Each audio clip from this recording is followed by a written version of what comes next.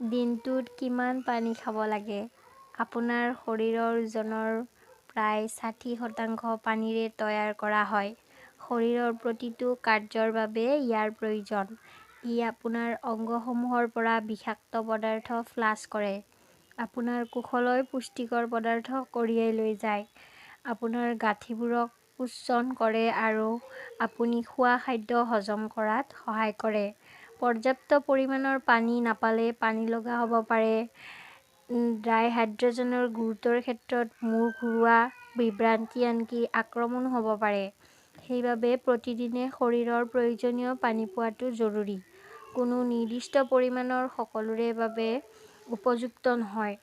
আপুনি কিমান প্ৰয়োজন সেয়া নিৰ্ভৰ কৰিব পাৰে আপোনাৰ আকাৰ, আপুনি কিমান ব্যায়াম কৰে, বতৰ কিমান গৰম আৰু অন্যান্য কাৰকৰ ওপৰত।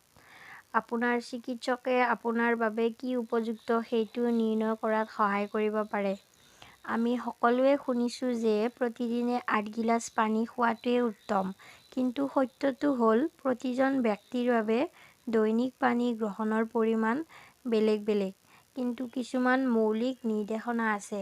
পুৰুষৰ বাবে প্ৰতিদিনে মুঠ 13 কাপ প্ৰায় 3 লিটাৰ তৰল পদাৰ্থ খোৱাৰ পৰামৰ্শ দিয়ে।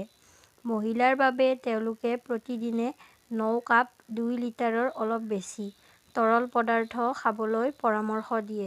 গৰ্ভৱতী মহিলাই দৈনিক প্ৰায় 10 কাপ পানী খাব লাগে। যিসকলে স্তনপান কৰাইছে তেওঁলোকক প্ৰায় 12 কাপ পানী লাগে। আপোনালোকে যদি ভিডিঅ'টো চাই ভাল পালে তেতিয়াহ'লে please like, comment, share and subscribe কৰি দিব।